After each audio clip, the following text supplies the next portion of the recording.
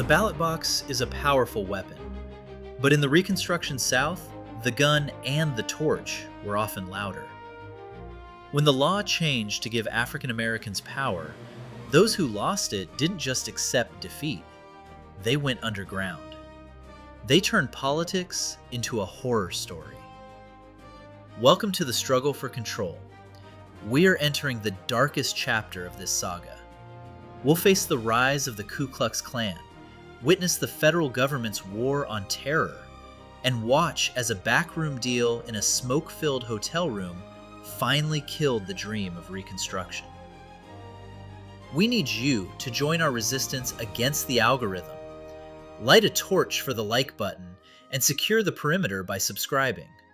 Don't let our history fade into the dark.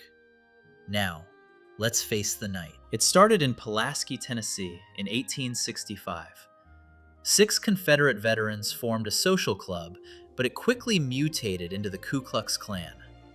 Their leader was the Grand Wizard, Nathan Bedford Forrest. Forrest was a former slave trader and a brutal Confederate cavalry general known for the massacre at Fort Pillow. He was a man who believed violence was the only language that mattered. The Klan wasn't just a club, it was a paramilitary terrorist organization. Their goal was simple: destroy the Republican Party and restore white supremacy. They didn't fight in the open field. They rode at night, draped in white sheets to look like the ghosts of Confederate dead, terrorizing freedmen, burning schools, and murdering politicians. They targeted anyone who succeeded. If you were a black man who owned a business or a teacher who taught children to read, you were a target. It was psychological warfare designed to make people too afraid to vote. And for a while, it worked. But the federal government didn't just watch. President Ulysses S. Grant, the man who won the Civil War, wasn't afraid of a fight. In 1870 and 1871, he passed the Enforcement Acts, also known as the KKK Acts. Grant did something unprecedented. He created the Department of Justice specifically to hunt down the Klan. He suspended the writ of habeas corpus in parts of South Carolina and sent in the U.S. Army. They arrested thousands of Klansmen. The trials were massive. While many escaped serious punishment, Grant effectively crushed the first iteration of the Klan. He proved that the federal government could protect its citizens if it had the will to do so. Under the protection of federal troops, African American leadership flourished. Over 2,000 black men held office during Reconstruction. The most symbolic victory happened in 1870 with Hiram Revels. Revels, a minister and college administrator, was elected to the U.S. Senate from Mississippi. The irony was delicious. He took the exact seat that had been abandoned by Jefferson Davis, the president of the Confederacy. He was joined by Blanche K. Bruce, another senator from Mississippi.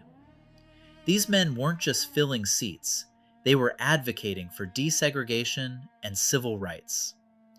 For a brief moment, the U.S. Congress actually began to look like the U.S. population. But the North was getting tired. After a decade of conflict, economic depression, and scandals, the will to enforce Reconstruction faded. It all came crashing down in the election of 1876. The election between Republican Rutherford B. Hayes and Democrat Samuel Tilden was a deadlock. Disputes over votes in Florida, Louisiana, and South Carolina left the country without a winner.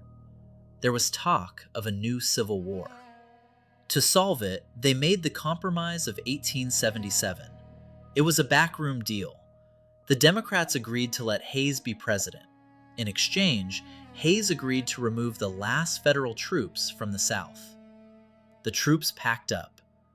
The Republican governments in the South collapsed immediately. The Redeemers, white Democrats, took back control. The door that had been opened for freedom was slammed shut and locked for nearly a century. Reconstruction didn't fail because African Americans weren't ready for freedom.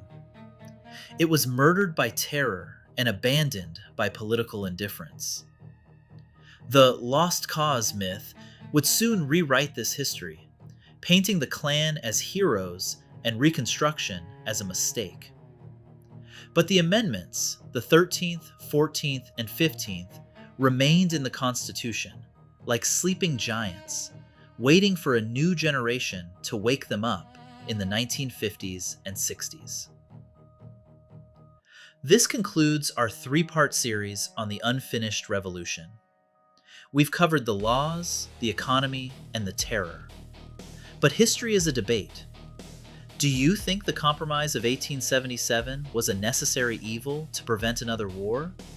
Or was it the greatest betrayal in American history? Debate it in the comments below. Thanks for watching, and remember, history isn't just what happened, it's what we remember. Until next time, stay curious.